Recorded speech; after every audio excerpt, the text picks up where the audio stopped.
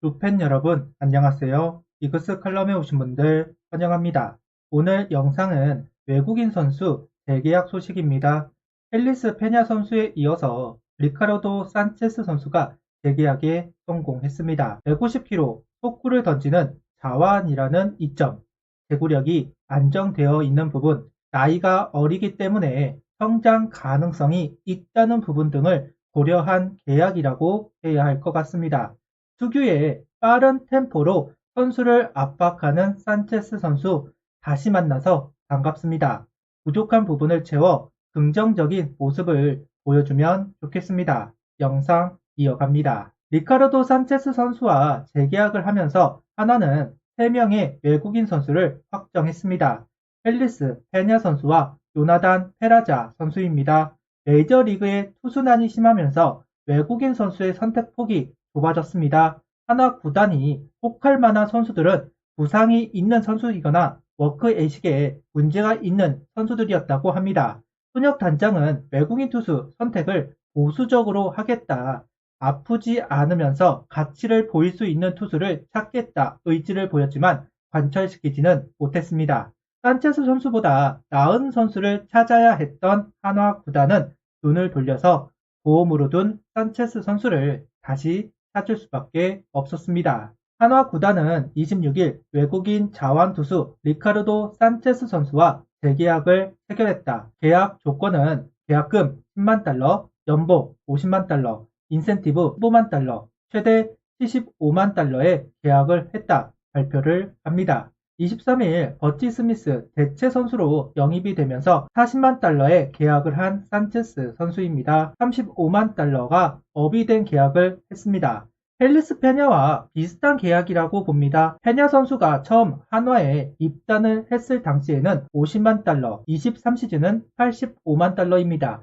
똑같이 35만 달러가 업이 된 상황에서 계약이 이루어졌습니다. 올 시즌 헬리스 페냐 선수와 재계약을 할 당시 장점만 보고 계약을 했습니다. 그 장점은 삼진율이 높아졌다. 리그에 적응을 한 만큼 더 좋아질 공산이 크다는 것이 재계약의 이유가 되었는데요. 실제로 페냐는 시즌을 치르면서 자기의 투구를 완성해 나가는 모습을 통해 자신의 가치를 어필했고 또다시 재계약을 한 모습을 보여주었습니다. 산체스에게도 같은 기대를 하고 있을 겁니다. 한화 구단은 삼진 99개를 잡아내는 동안 볼넷은 28개밖에 내주지 않으며 100이닝 이상을 투구한 투수 중 삼진 볼넷 비율이 리그 8위 3.54에 오르는 등 안정적인 제구력을 과시했다. 페냐에게 삼진을 기대했다면 산체스에게는 제구력을 높이 산 한화 구단입니다. 버릇이 노출이 되고 나서는 제구가 흐트러지는 모습이 나온 것은 사실입니다.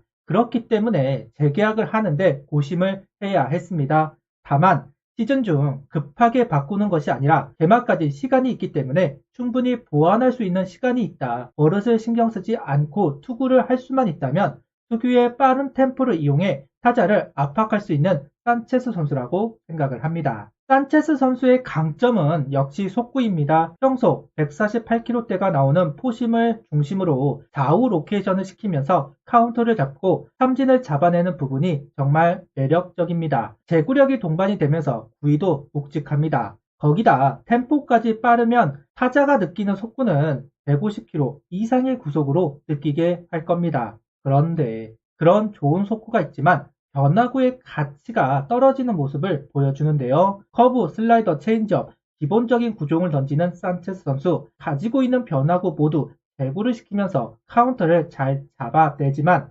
문제는 구종 가치가 낮으면서 결정구는 아니라는 것이 문제입니다. 변화구들이 모두 완만합니다. 조금만 몰려도 느린 속구나 다름이 없다는 것이 산체스 선수의 약점이라고 볼 수 있습니다. 속구의 강점, 변화구의 약점, 당연한 이야기겠지만 강점은 살리고 약점은 보완해야 합니다. 일단 구단은 산체스 선수에게 체인지업의 구종 가치를 올렸으면 좋겠다는 숙제를 주었다고 합니다. 커브도 보편적인 자완의 커브에서 파워 커브로 바꾸려는 시도가 있었습니다. 페냐 선수는 속구 체인지업이 좋지만 투피치만으로 시즌을 보낼 수 없기 때문에 커브를 연마했고 조금 더 안전한 피칭을 했습니다. 산체스 선수도 마찬가지 페냐 선수처럼 변화구의 가치를 조금 더 올릴 수만 있다면 페냐 선수보다 더 가치가 높은 선수가 될 가능성도 있다고 생각합니다. 산체스 선수가 하나와 오래 가기 위해서는 꼭 풀어야 하는 숙제라고 할 수 있겠네요. 그 숙제를 풀어야만 위기관리 능력을 조금 더 키울 수 있을 겁니다. 산체스 선수가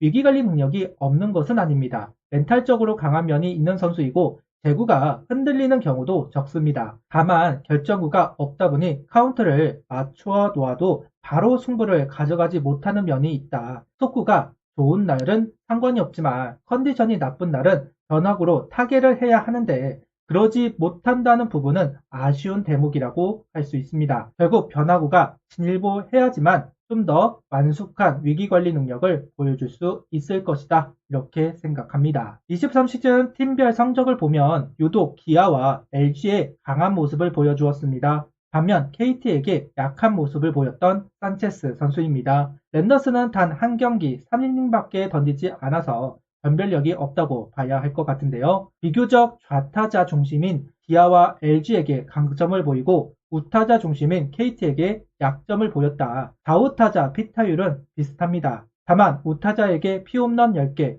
좌타자에게 피홈런 3개, 장타율에서 차이가 난다는 것이 반영이 된 팀 간 성적이 아닐까 하는 생각을 가져보았습니다. 그래도 전반적으로 계산이 되는 투구를 보여주었다고 할 수는 있는데요. 특히 LG를 상대로 좋은 모습을 보인 선발 투수가 그동안 없었다는 것을 생각해 본다면 대-LG전 산체스의 존재감이 꼭 필요할 것으로 보입니다. 산체스 선수는 재계약 소감을 이야기하면서 하나 이글스와 인연을 이어갈 수 있게 돼 기쁘다. 대전의 이글스 팬들을 다시 만날 생각을 하니 벌써 설렌다 라며 올 시즌을 통해 나타난 나의 장점을 살리고 부족했던 부분은 잘 보완해 내년 시즌 더 좋은 모습을 보여드리겠다고 이야기를 했습니다. 페냐도 그렇고 산체스도 그렇고 1선발급이다 이야기할 수는 없습니다. 2선발, 3선발급 선수라고 봐야 합니다. 물론 산체스 선수가 변화구의 완성도를 높여서 급을 올릴 수도 있겠지만 쉬운 일은 아니라고 생각합니다. 마땅한 에이스가 없다. 류현진 선수가 오면 아무 상관이 없는 고민거리이지만 현재로서는 우려가 될 수 있는 부분이라고 생각합니다. 아직 문동주 선수는 에이스직을 수행하기에는 부족함이 있습니다. 구단은 문동주 선수에게 2선발급 활약을 기대한다 이야기한 바 있는데요. 이렇게 되면 2선발급 선수만 3명이 되는 셈입니다.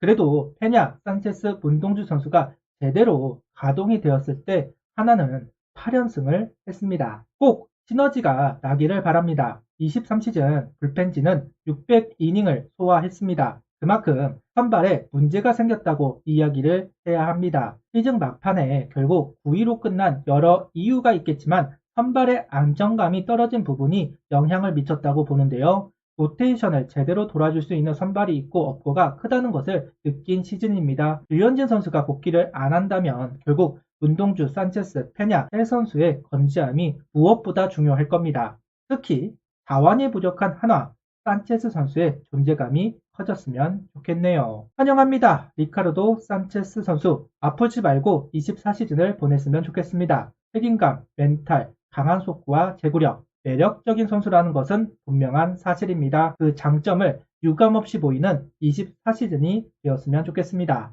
구독, 좋아요, 알림 설정 부탁드리며 영상을 봐주셔서 감사합니다.